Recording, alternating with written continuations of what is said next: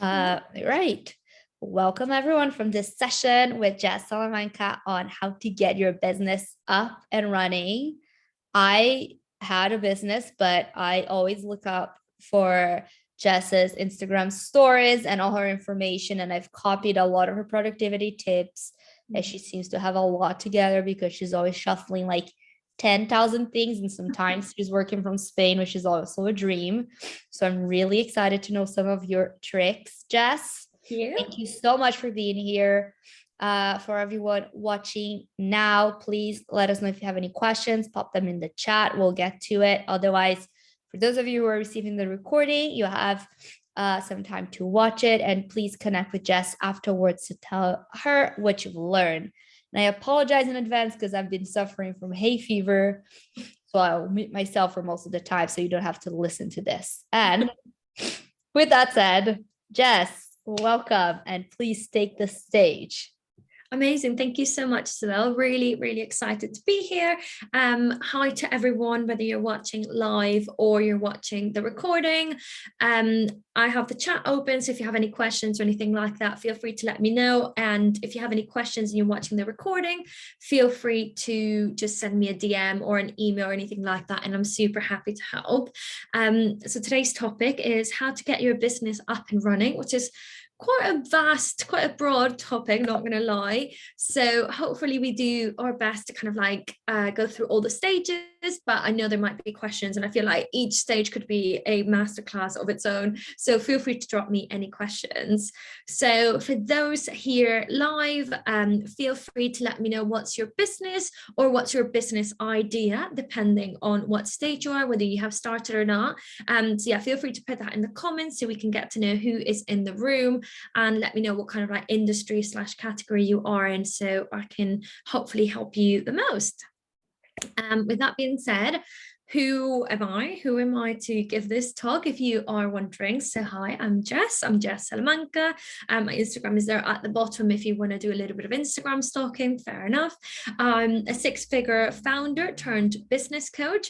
So I have 3 businesses, and I normally have a different bio, but I wanted to put this bio on this talk today just to give you a bit of an insight as to why I'm giving a talk on how to start your business, because I've started 3 different, very, very different businesses. So Moxie Club, which I guess is under the umbrella as to why I'm doing this talk today, which is a coaching business to help female founders or any founder kind of like start their businesses and grow them.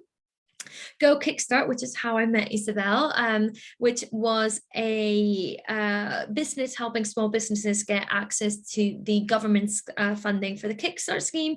The scheme has now ended, so I'm winding that business down. And then Banana Scoops, where we used to make healthy ice creams. So hopefully that gives you an idea as to how many businesses and different areas and categories I've kind of like spoken out. But yeah, hopefully this helps. And then, yes, onto it. 7 steps to get your business up and running. So basically you can start and grow your business in the next few weeks or months. So I'm going to talk about quite a lot of like very practical advice as to how to get you started, so anyone watching can make the most of that. But first of all, I wanted to have a little word with anyone in the audience today, whether you're listening to the recording or you're live, into what entrepreneurship is. Because before I go into the details and the practical steps of how to start your business, I just want to have a bit of a disclaimer, have a word with you. So basically, I firstly want to say starting a business is really hard work, and there's nothing else going to change that. So if you're in the process of starting, you might be really excited. So I just want to warn you, it is a lot of hard work, but it's incredibly worth it. So I would 100% recommend doing it, obviously, but just wanted to let you know that it is hard work. And then my number 1 tip would be to develop a resilient and growth mindset, because things will get challenging. And if you're in the early stages, you might be like, oh my God, I'm so excited. I can't wait. This is so cool. These are all the things that I can do. But things will get challenging, and you will have you will have challenges and obstacles and roadblocks along the way, and you'll get knocked down. So when that happens, having a resilient and growth mindset is really key. I can't go into the detail of it right now because we don't have the time, but Google growth mindset if you haven't heard about that before. And it's a really interesting topic around how you can be basically open to new ideas and challenges, and framing it in a way that makes you grow rather than kind of like make you small. So hopefully that helps. And this is, it's not the exact quote, but basically Henry Ford said something like this, and I think it's so true. And it is, whether you believe you can do something or you don't believe you can, you are right both times.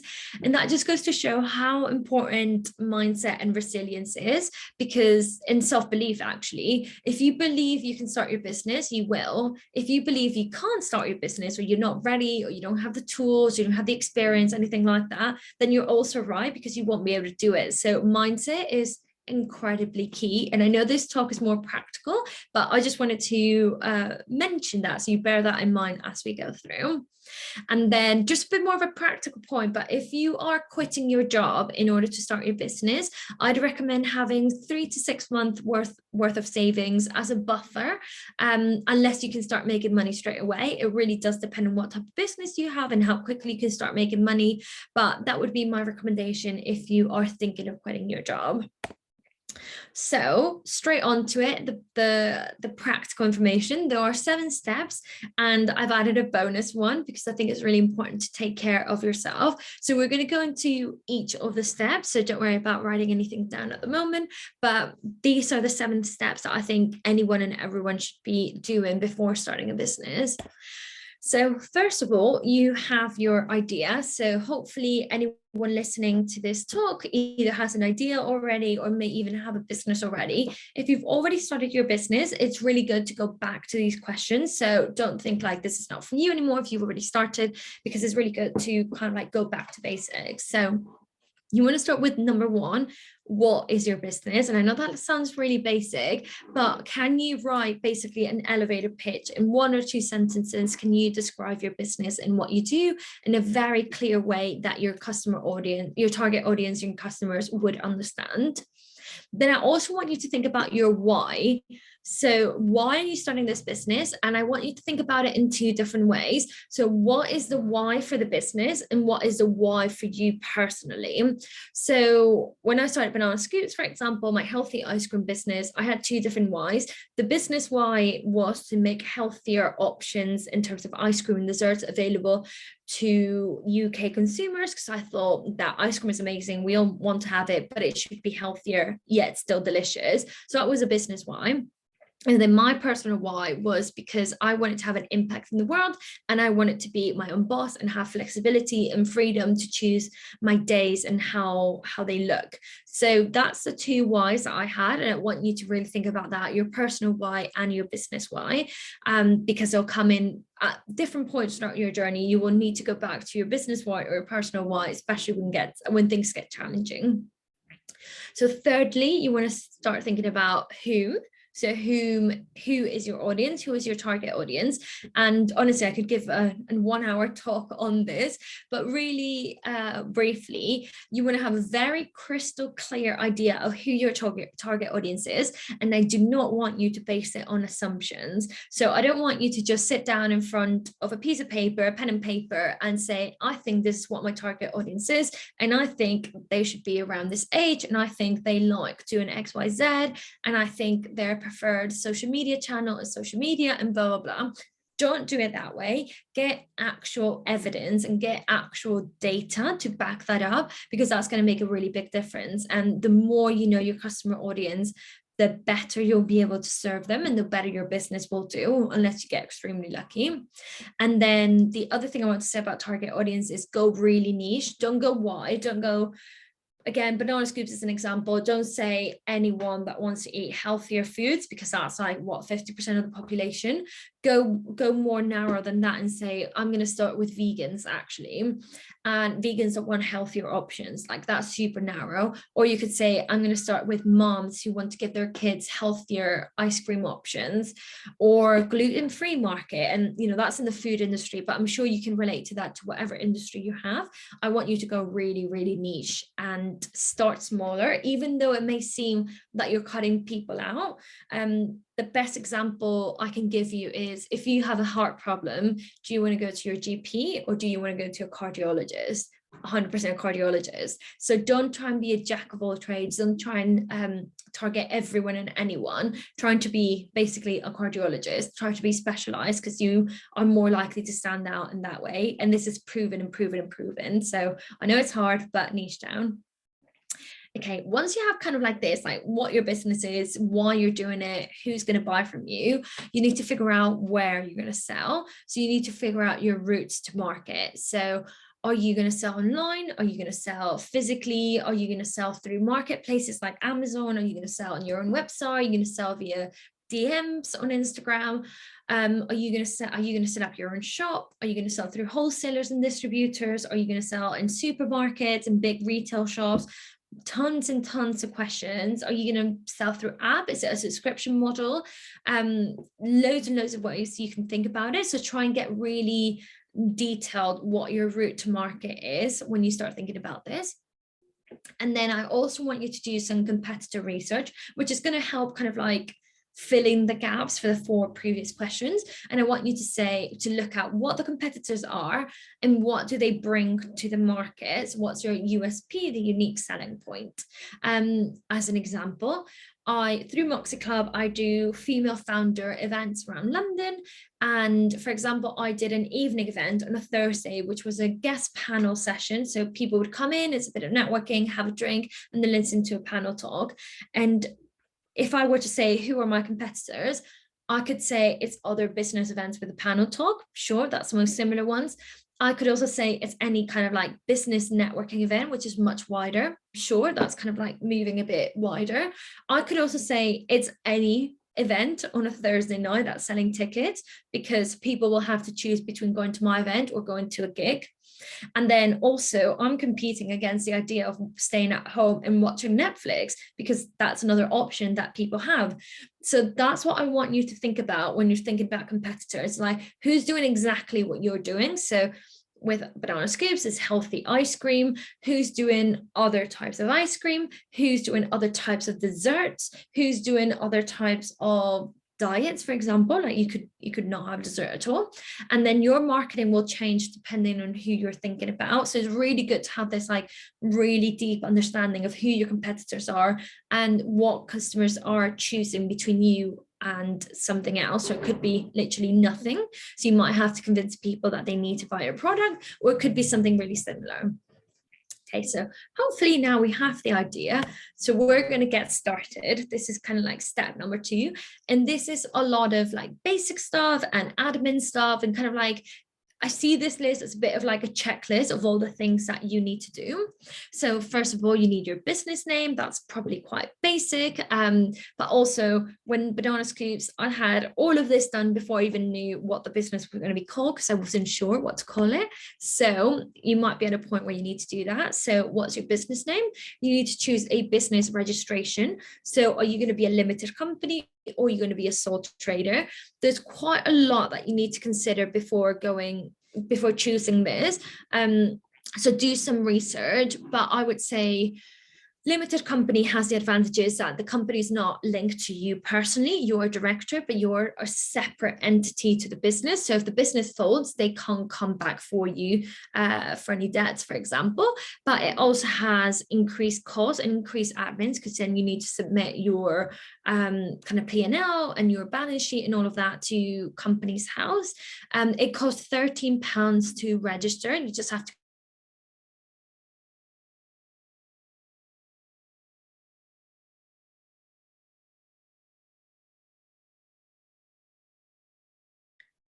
Jess, I think you're frozen, or is it just for me?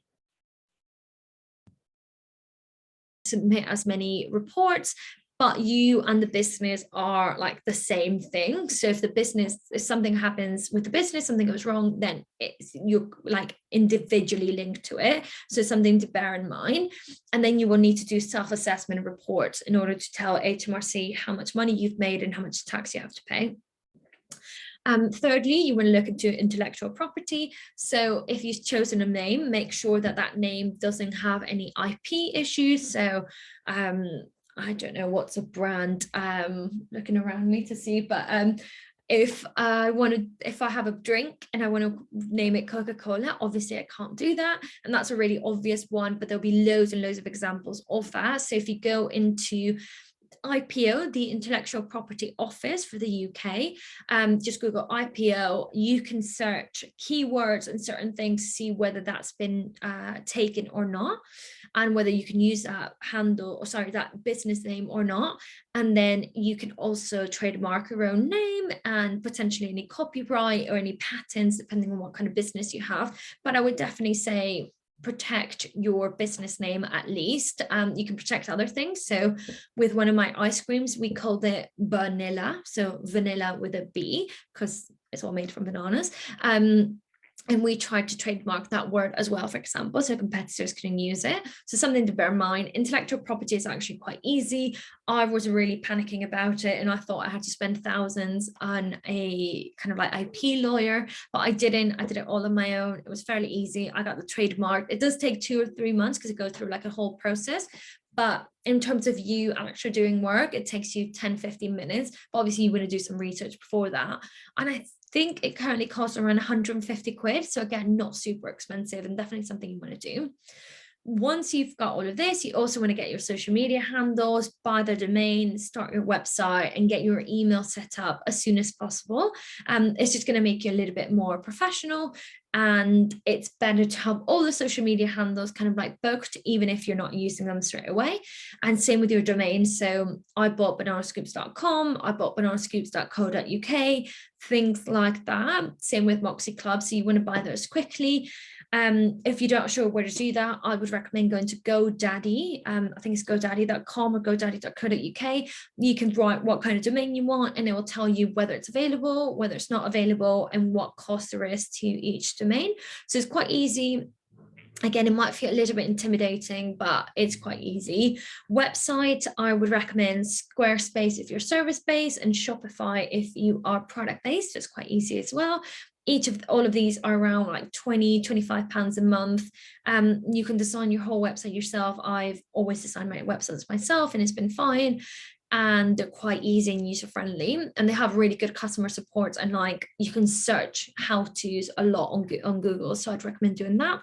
And then I definitely recommend getting your like business name email. So don't do businessname@gmail.com because that looks really unprofessional. Maybe start that at the very beginning, but definitely get like I do jess@moxieclub.co.uk or jess@bananascoops.com.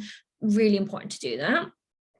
I would also say sign up to get a bank account that is free. So don't start paying for that, but get something that's free and that you can use. I'd say any kind of business expense, put it into this bank account.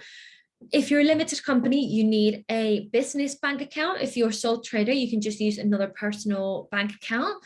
But I definitely recommend having something separate so you can keep track of things. So I'd recommend Starling, really easy. So I actually have 2 Starling accounts. I've got a business bank account for Banana Scoops, and actually a personal bank account for Moxie Club, because at the moment I'm using it as a sole trader. It's not a limited company, so I just have a separate account. And then actually all my personal finances are done in a Monzo account. So hopefully you can't hear the background noise too much, but yeah, I definitely recommend having something separate, that you're not really muddling and getting everything confused. Just have everything, all the transactions on one bank account, even if it's just a new personal account. And Starling is completely free, so I'd recommend that one. And then think about whether you need insurance. If you are selling products, you probably do need insurance. If you're giving out advice, then you definitely need insurance. So start thinking about whether your business needs or doesn't need insurance. As soon as you start trading, you don't need it before you start trading, but as soon as you do, then definitely get it. And sometimes it can be as cheap as like 50 quid a year, so 100 pounds a month, sorry, 100 pounds a year. So it's not expensive, and definitely get it, because if you're doing certain things, you don't want to get sued and be liable for that. Right, branding and marketing. I put this at the very start because I feel like it's something that you need to start thinking about really quickly. And honestly, I could do probably like a 4-hour session just on these two things. And so I'm going to try and go through quickly, but there's a lot you can do. For branding, there are certain things that you need off the top as you start.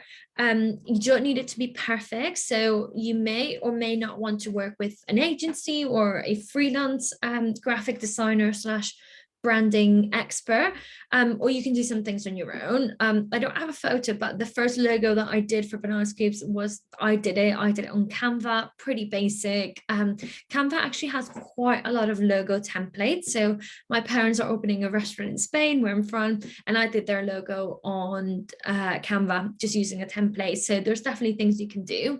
But one thing I wanted to really mention is that branding is not just your logo. So it's not like you come up with a pretty logo and that's it. It is your tone of voice, so how you speak to consumers and how you come across. It's certain design elements. So if you're looking at these slides right now, you'll see that I have like the 2 lines on the sides.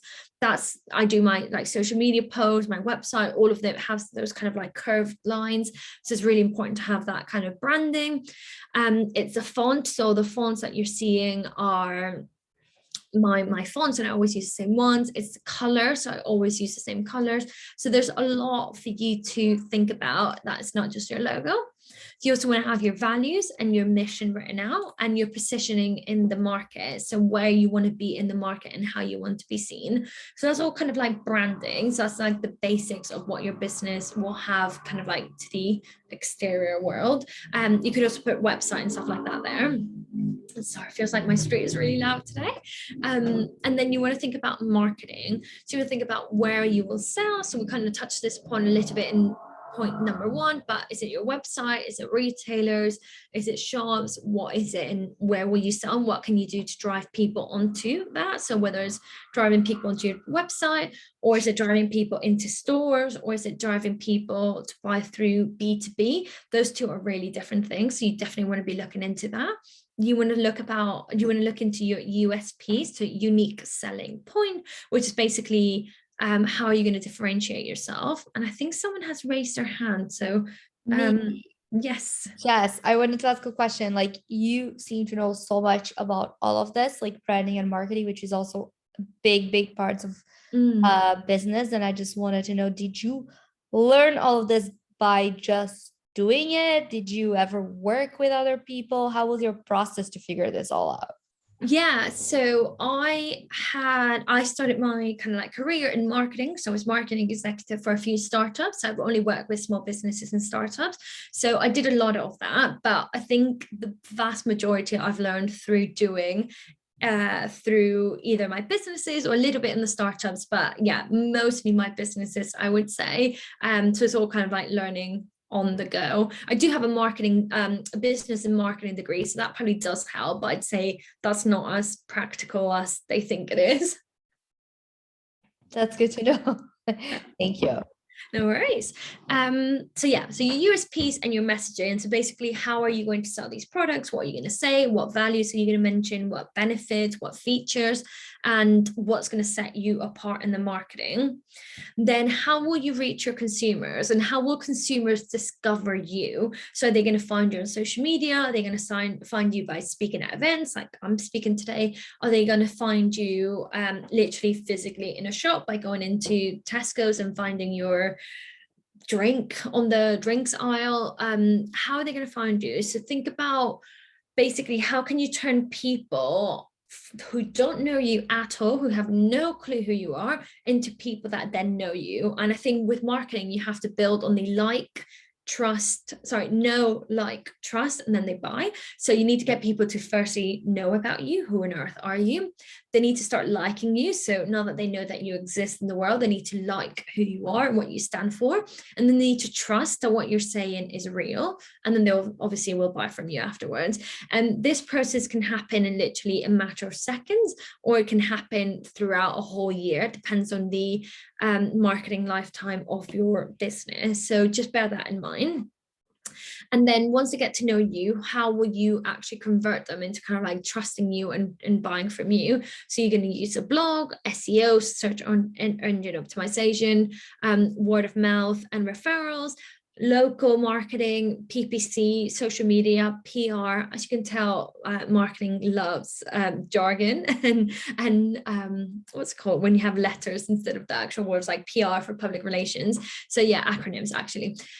So yeah, marketing loves that. So just think about what ways you can reach customers. And then something I wanted to leave you as a bit of a thinker is to say, it's cheaper to keep customers than to gain new ones. So again, with ice cream, for example, it's much cheaper for me to get someone to buy again and again from me than it is to attract a new customer. So how can you get customers that have bought from you for the first time to then continue to buy from you on a repeated basis, whether that's the same product or you're upselling or cross-selling to different products? So just bear that in mind.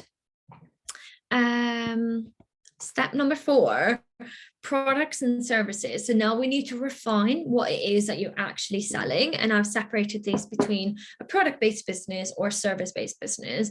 So if you're product-based, you need to start thinking about manufacturing. How are you going to make this? It might be that you're making it at home in your kitchen table or in your garage or something like that. Or it could be that you need to be dealing with big manufacturers. So start thinking about that and how you can start making that process smoother.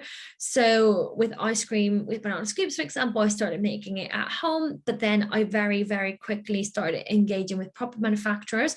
And that's how we got into Ocado, because I couldn't sell banana scoops made from home into Ocado for loads of health and safety reasons. We needed someone proper. So you need to start talking to good manufacturers that you can start working with, and you want to start that process as soon as possible. And then you want to be looking into your raw ingredients, materials, suppliers, all of that, and how you can get the best quality at the best price. And there's a lot of negotiating that goes on, but start thinking into that. And I always say, when you start thinking about this, start like basically think big rather than small, and how you can make the most of it. Supply chain. So how are you going to get products from A to B? And that's whether that's your kitchen, and how you're going to, I guess, pack it all up and send it to consumers if you're selling online, for example. Or if you have a frozen product, how are you going to get it delivered? How are you going to store it? How are you going to make sure that there's quality assurance throughout the supply chain so that the quality of the product never decreases? Are you going to do next day deliveries? Are you going to do whether it's made to order? You're going to pre-sell? Lots of things that you can think about in terms of the supply chain and how to make that as good as it can be.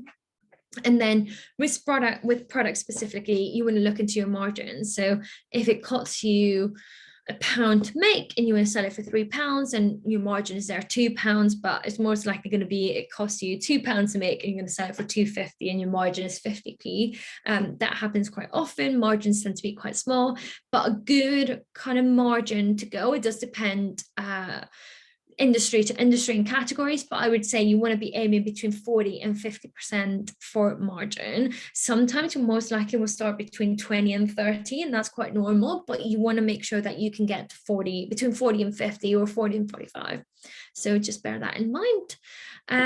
If you have a service-based business, it's quite different, I would say, and this is the main point where it's quite different.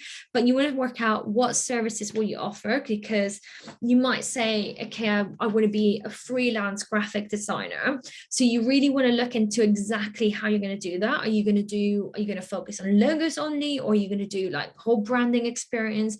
Are you going to do workshops with the founders in order to find out how you're going to do that? And how to make the process, how to continue the process, or you're just going to do like one-off things. Same if you're like a hair salon or a nail salon, for example, like what services exactly you're going to offer. Are you going to do French manicure? Are you going to do gels? Are you going to do the extensions, like all of those. So you really want to nail down what services you're going to do and how you want to deliver that. Again, how you will deliver. So is that like, are you going to do it online? Are you going to do through Zoom? Are you going to do in-person stuff? All that kind of thing. And then you want to put packages together. So it's really simple for customers to buy from you, so they know exactly what they're buying. So making your packages really simple, well positioned, clearly messaged, all of that, so that the customer understands exactly what you want to do. You want to think about your sales strategy, and this really depends on whether you're B2B or B2C, and whether you're going to be doing like launches or evergreen. And basically evergreen means you're always selling, and launches means you're more like, you're selling now, no you're not, you're selling, no you're not, that kind of thing. So you really want to be thinking about all of those things. So it's not just what service you're going to provide, but it's all of that and the whole package. So 5, pricing. And this is when people ask me for advice on how to price products or services, it's a bit like, how long is a piece of string kind of thing. So there's loads of different methods that you can use, and you probably want to use a variety of all of them, or not maybe not all of them, but like a mix of them. So the first one is probably the simplest. What's your cost? What you're going to price it at, and that's going to give you your profit. So again, if it costs you £2 to make with delivery and all of that, and you sell it for £3, your profit is £1. It's really simple, but it's really simple with that example. But when you actually do it and you have a product-based business, it becomes a lot more complicated, because you have storage, you have packaging, you have delivery, and all of those. Like, you're not delivering one product normally at a time, you're delivering multiple. So you have to like make sure that you actually are putting the right cost down. So again, there's a lot of work that can go into that, but I just recommend having a really good spreadsheet where you have all of your costs written down. Margins, especially if you have a product and there's a supply chain. So if you're selling into retail, for example, you will have your manufacturing cost, then you'll have your delivery and storage cost, then you have the wholesaler margin, then you have the retailer margin, and then that will give you the final price. So very often you will see with kind of like fashion businesses, beauty, food, where it costs them, I don't know, say we've got a mug, just to use that an example. So say this mug actually costs 50p to make, but delivery is quite expensive, and that's 20p extra, so that's 70p already. But then we're going to sell it to a wholesaler first, who's then going to sell it to the retailer, say John Lewis. So the wholesaler wants £1 per mug, because they want to make sure that they have that. So that's £1.70. Then John Lewis is like, I'm not going to sell it for less than £1 of profit for me, just to keep it simple. So that is another £1. So that's £2.70, if I remember correctly. So that's £2.70 just in terms of, like, I guess, cost and margins and little pieces that each person in the supply chain will take. So that's £2.70. You obviously want to make some profit on it, so you want to take another £1 as a profit, so that's already £3.70. And then there's VAT that you need to add, because if you're selling onto retailers, you're probably going to charge VAT. So I don't know what the exact calculation will be, but £3.70 multiplied by 1.2, say it gives us £4.50. For example, I don't think it's as much as that, but £4.50. So that's your actual final price. So as you can see, the supply chain, there's loads of people taking money. So just bear that in mind, because you might think, oh, great, it only cost me 50p to make, but actually turns out you can't sell it for less than £4.50, and £4.50 might be too expensive. So you need to see where you can trim down costs throughout that. So that's a very quick snapshot of that, but just bear that in mind. You also want to do competitor research, obviously, so you want to see where competitors are selling and what kind of price points and brackets there are in the industry. So a mug might range from £1 to £10, and you have to find out why each person is selling it for that. And then your positioning in the market. So are you going to become a discounted business where basically you're only selling when it's on promotion? Are you going to become a value-led brand? So value not in terms of like, oh, we want to save the world, but value in terms of economical and affordable. So I'll give you examples in a second. You want to be mid-markets, kind of like right in the middle of all the competitors, or you want to be premium and say that your products are made better, there's more sustainable, the quality is better, the ingredients, the raw materials are better, blah, blah, blah, blah, and charge a premium price. So to use the mug example, so a discounted one might be this mug is £5, but actually we kind of always have it on sale and it's £2.50. And even though it on the website will look £5, like obviously like crossed and then it's £2.50, and whilst it may not always be £2.50, you know that 90% of your sales are going to come when it's at £2.50. And there's loads of brands that do this really well because the consumer thinks they're getting a bargain by not paying the £5. They're getting it for £2.50, but all along you really knew that you were selling it at £2.50, so you're not at a loss by making that kind of like discount.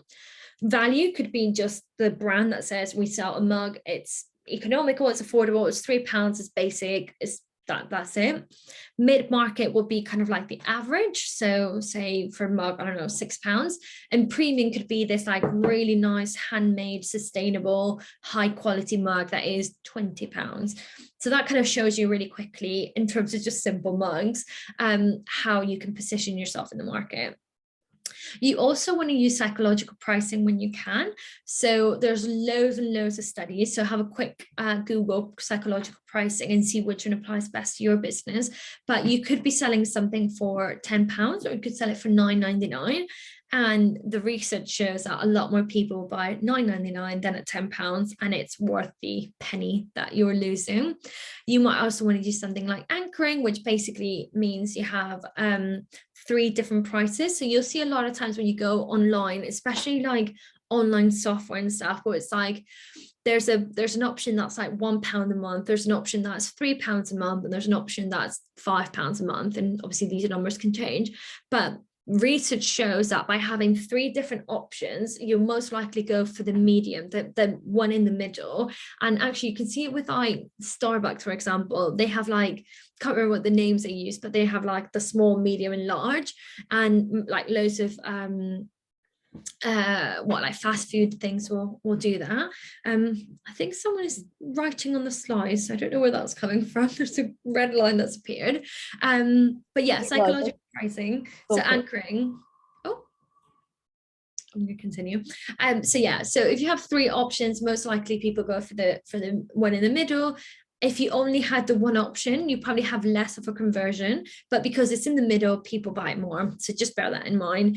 And then also think about sales and promotions and how you can use those as a way to promote your business, when whether you want to do sales at all, some businesses don't do it, or whether you do want to do it, that kind of thing. Cool. So point number 6 out of 7. So I think we're good with time. So financials. So you have to think about how you're going to fund and run the business. So again, a bit of a checklist for you, but 1, decide whether you need an accountant or not. I very much am on the opinion of, if you can do it yourself, save some money at the beginning, don't get an accountant. But I know that a lot of people struggle, numbers may not be their forte, that kind of thing, and they get an accountant. So definitely worth looking into if you think that's good. I think the average price is around £100 a month for someone that's kind of like do most of it for a small business. So you can get it cheaper, but that's more or less the average price. Know your numbers. Even if you have an accountant, you need to know your numbers. I don't care if you weren't good at maths in school or you don't like numbers, it doesn't matter. If you're a business owner, you need to know your numbers. That's just the way it is. There's no fighting that. So just make sure that you know your key metrics, whether that's kind of like how many orders, what your margins are, what's your gross profit. So out of your sales, how much of that is profit? You need to know your costs like the back of your hand. So really do know your numbers. There's no excuses. You have to know them. Then fundraising. So there's 4 main options that you can go for. So I've listed them there. So you can do debt, which is just a loan. I'd recommend startup loans are really good. You can get up to £25,000 per director of a business, and they're really good. They normally come with mentoring as well, but it is a personal loan. So whilst it's for the business, you are personally liable for it. So if the business closes down, you still need to pay it. Just bear that in mind. Grants and awards, there's loads of that out there. So have a quick Google, see if your business is eligible for any of those, because that's basically free money. There's crowdfunding. I think we're all pretty aware of what crowdfunding is these days, but please bear in mind that it's not as simple as you put a crowdfunding page with a nice video on and then you're going to get people coming in. Think of crowdfunding pages more of a platform rather than a marketing tool. You need to be the one driving people into those crowdfunding pages. And then obviously there's equity. So you would start with friends and family, then you would move on to angels, and then you would move on to VCs, venture capitals, and private equity, and all of that. So those are different stages. For equity and raising funds, you want to look into LinkedIn and connections and your network and that kind of thing, and see who you can get funds from. And then you also want to start thinking, even if you don't take it at the beginning, but a founder salary. I think it's too often we see small business owners not taking any money out of the business, and they can go on for years like that. So bear this in mind, put this into your cost, make sure that this is kind of like into your financials, because your time is valuable and you need to get some money out, even if it's not at the very beginning. This is not moving. Cool. So scaling. So this is more of like, I guess, an extra step. So once you've started the business, you're getting some sales, hopefully it's all going well. You might want to scale the business. So there's a few things to bear in mind when looking to scale and grow your business. So you might need extra funding. It might be that your sales are good enough, your profit is good enough that you don't need any external investment, but you might want to start thinking about that and your options. You probably will need a team, and you need to think about whether you want employees or you want freelancers. Freelancers are probably more expensive per hour, but you're not committed to someone, whereas employees are probably cheaper per hour because you have them full time. But there's loads of costs and loads of time management or time spent managing employees than you think. So bear that in mind. If you get the wrong employees, it's quite hard to get rid of them from an emotional and also from a legal point of view. Whereas freelancers is really easy because you can hire someone on a 3-month contract part-time and see how it goes. So I would definitely recommend freelancing or getting freelancers at the beginning before you start hiring employees. You also want to be automating processes as much as possible. This is going to save you so much time. So whether it's like things in tech, so automating your processes. So for example, if you're a service-based business and you're a copywriter, for example, and you want to have your contracts, your setup process, your onboarding, all of that automated, so that when you get a new client, all you have to do is put in their details and all the admin is done automatically. If you are an events company and you sell tickets, then you want all these emails and marketing emails to be done automatically, so that if someone buys a ticket, they get all the information in their inbox automatically and there's nothing you have to do. If you sell online and you sell, I don't know, phone cases online, then you want to make sure that all those customer service emails are done automatically, and then you have a sales sequence in your email marketing to kind of like sell even more. So you're selling automatically by sending emails without you having to do much. So there's a lot of automation that can happen, and you don't have to do this when you're scaling, but it's basically when you have time, definitely invest in this. And you have to invest for growth. So whether you're investing your own money, kind of like money from sales or external investment, a lot of times in order to grow, you need to put money. So in order to make money, you need to put money in. So just bear that in mind, and where are the best places for you to invest as a business owner. And that might be employees and team members, or it might be in marketing, or it might be in coaching, or getting an FD, a financial director, to look into your numbers. Scaling comes in with a lot more admin. It's a lot more paperwork. There's a lot more admin and financial stuff that you need to do. So just bear that in mind, and whether this is something that you can either automate or outsource. And then knowing when to pivot. I think this is really, really key. And I think it's come to light even more in the past 2 years with COVID. I have a podcast called the Moxie Sessions, and I interview female founders on how they've grown their businesses and what it's like a real and brutally honest behind the scenes of what it takes to run a business. So there's a lot of like good nuggets there. And one of the main things that have come up is during COVID, most businesses had to pivot. A lot of them had to pivot from in-person stuff to online. And the businesses that have done the best are the ones that have pivot, and they have pivot cleverly. So a challenge has come and they've known how to react, and they've been resilient enough to kind of like jump on the opportunity as quickly as possible. So I would definitely recommend this for yourself as well. Know when to pivot and when it's time to change. And there's loads of sayings like fail fast, learn quickly. So yeah, you definitely want to be measuring what you're doing and whether you're meeting targets or not, and then pivot quickly. Another like quickie example of pivoting might be if you have a product-based business, it might be that the colors you've chosen and the flavors you've chosen are not resonating as well with the audience as you thought they would do. So you might pivot quickly to have new flavors, or instead of selling one-offs on your website, you might want to pivot into subscriptions, for example. So there's loads of things like that you can do to change your business in a way and adapt your business to customer feedback.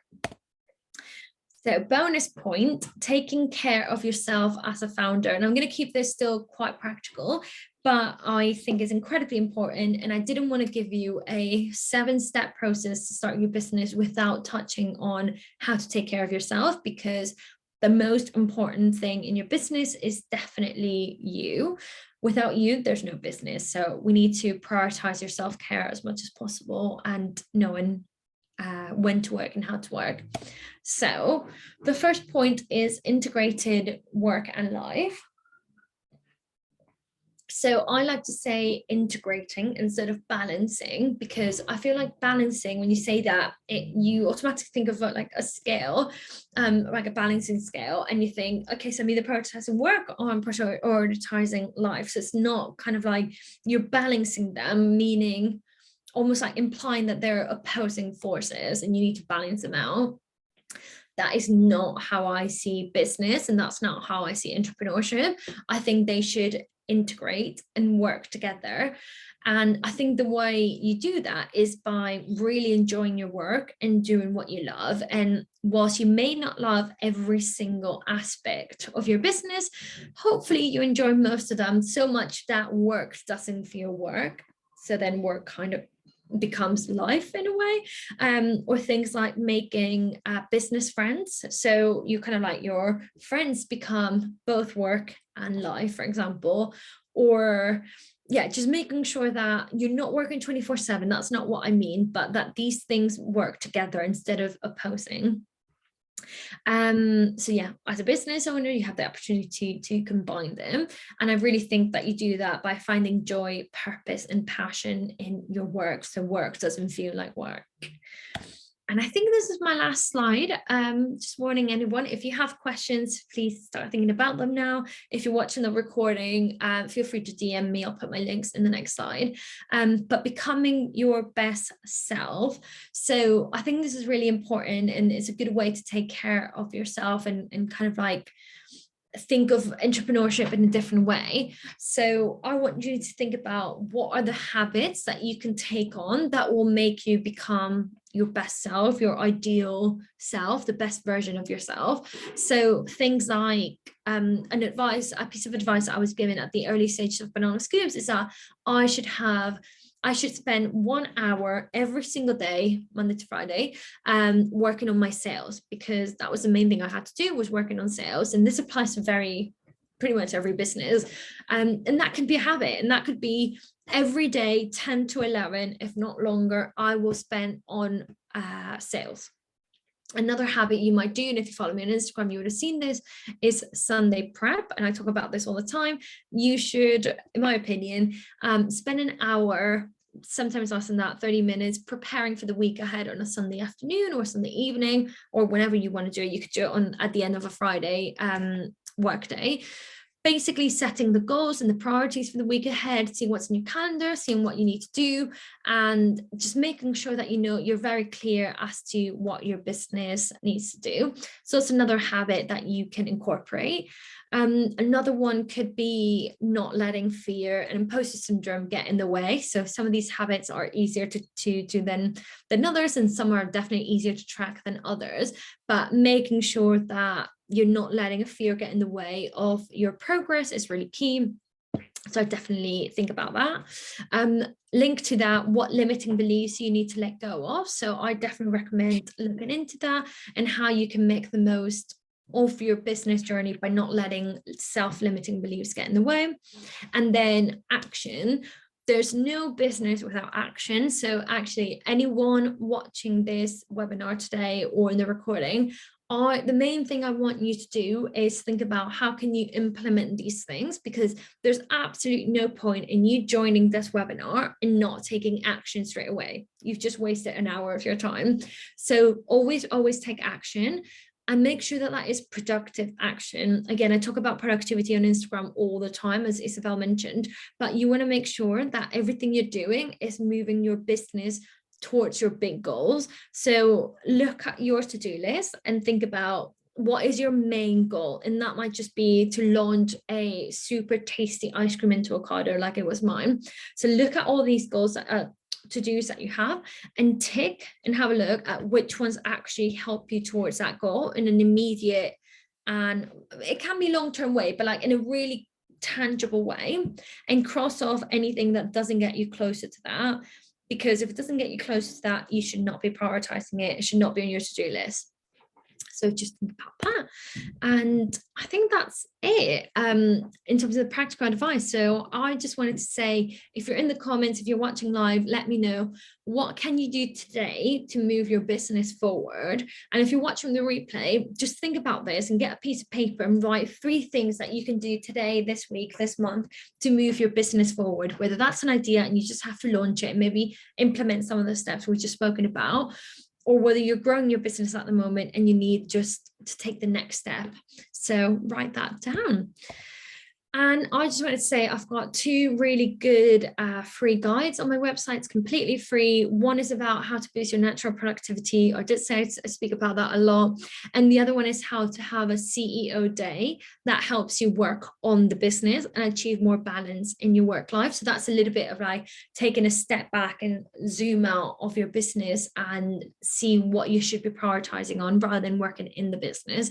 So the website is there. It's pretty simple. It's completely free. So if you want to download any, feel free to do that. And that's it. That's me done. If you have any questions, let me know. There's my Instagram. Feel free to give me a follow. I post a lot of business advice on there and I'd love to connect with you. Feel free to DM me and say that you've watched this webinar. That's my email as well if you want to drop me a line, and that's my website. So hopefully that helps. And yeah, Isabel, if you have any questions. That was amazing. Wait, where is the guide? Where are the guides again? Because I want to send that to everyone. Yeah, so it's just this link here. I can send you the, actually, I think I've got the link. I can put it in the comments. I was prepared to save this. That was amazing. I mean, I have 100 questions for you, but I don't know if you'll have time. But I think one question I had was, did you start the banana scoops business before the coaching, or did it go at the same time? No, so I started Banana Scoops first. That was my first jump into entrepreneurship. Then I started GoKickstart, kind of like off the back of that, because that kind of fell in my lap. And then I started Moxie afterwards. And my plan for this year is to simplify and only have 1 business instead of 3. So that's what I'm aiming for. Okay, amazing. And how was the process? Like, do you remember, how did you go about like finding your first client, for instance, as a coach? Because I think a lot of people are service based right now. And obviously you have a great presence on Instagram, but I would venture to say that's not how it came about, is it? So I think my first client from my coaching business, Moxie Club, was probably through referrals and kind of like word of mouth, people that I knew. So people that had been following my journey with Banana Scoops and GoKickstart. And I just put it out in the network, in my network, that I was doing that. And I think that's how my first client came in. So it was someone that I sort of already knew or had a connection with. But my first, I guess, kind of like brand new client that I didn't know about, that I hadn't really spoken to before, with a service-based business, was through posting loads of value content on Instagram, networking, doing talks like this. So I definitely recommend that. You need to get your name out there. So the more you can do to provide value. So again, just doing it as a like free content or as a way to really give back, I think is really going to help in terms of service-based clients. Oh, I think you're muted still.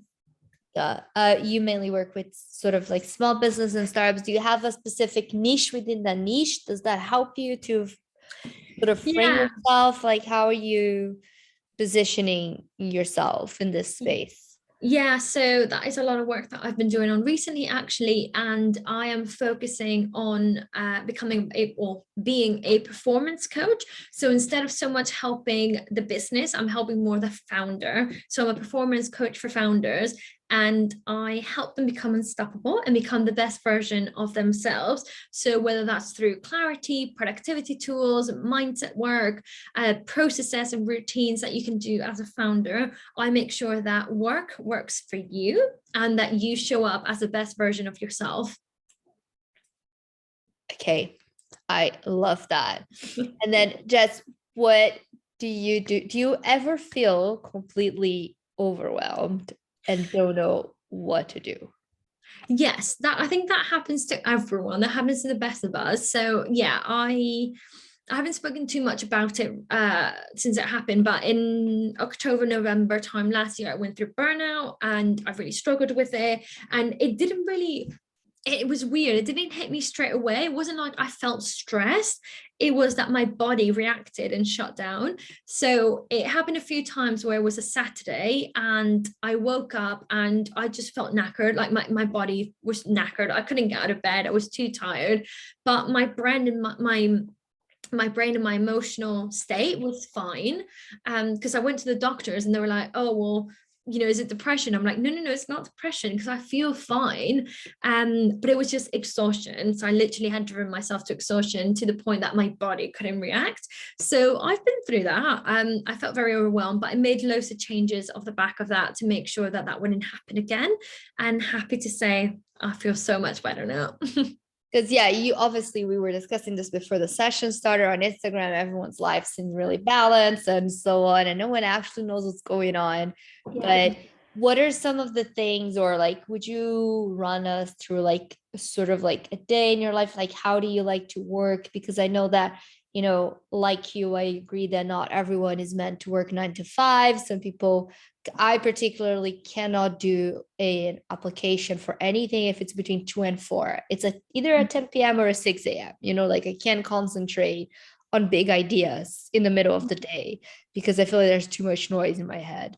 So have you found like a good flow? What is it that you think helped you? I think that's always interesting to know. Yeah. So I'm a big believer of this thing that I called working intuitively. And it came similar from eating intuitively. I think is a new thing that's come out. And it's basically listening to your body, your brain, yourself, and knowing how you work best instead of what you think you should be doing. So there's a lot of like social norms out there that tell us if you start work at 8 a.m. you're more, or 6 a.m. you're more productive. If you have a nap in the middle of the day, you're lazy. If you work really close to a deadline, you're not doing very well. And there's loads of like social norms like that tell us how and when you should work. Like 9 to 5 is probably the most ingrained one. We all think we should work 9 to 5. And I just think that's utter nonsense, not to use a swear word.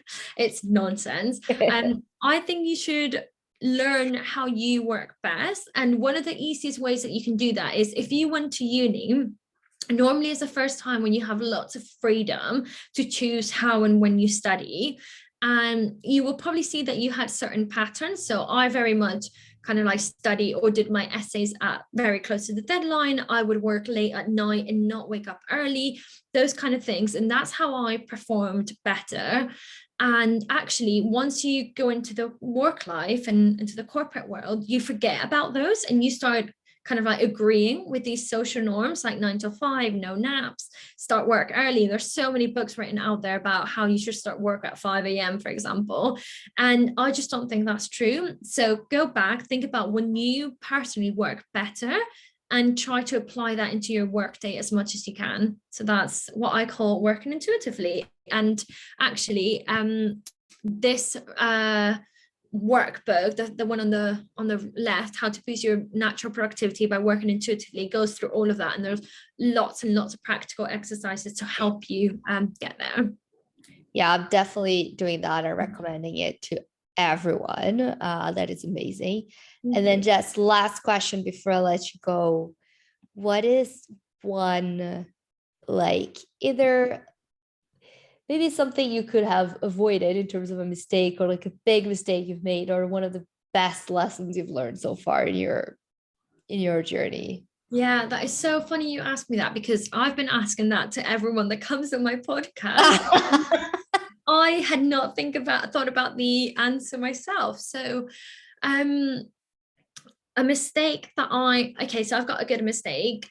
Banana scoops. I thought that when we launch, we would have to have the perfect product. And again, this applies to both product and service-based businesses, that you put something together, whether that's a website, a product, a service, a package, anything like that, and you think that has to be perfect.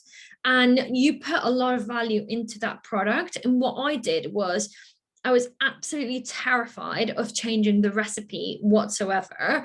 I thought that I had to get one recipe and it would have to be perfect and I couldn't change it. So when I started to get customer feedback, and with anything you launch, you're going to have people that love it, you're going to have people that hate it, and you're going to have people in the middle. So there was amazing people that were loving it and they were leaving great reviews and ordering again and again, which was brilliant. There were also people leaving some not negative feedback, but constructive feedback. And I was too scared and probably too proud to make changes because of that. So it took me a very long time to adapt and to take that feedback into account, which sounds a lot easier said than done. You're like, of course you're going to take feedback into account, like obviously. But yeah, that was a big barrier for me. And I think we could have grown a lot quicker if I had done more research, gotten more feedback, and changed the product more from the start than waiting because I was too scared.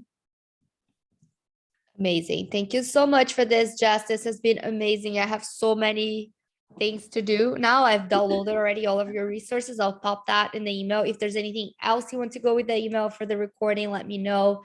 Thank you again so much for sharing all your expertise and to keep showing up on Instagram. You're one of the most like real entrepreneurs out there. You always share things that are really useful.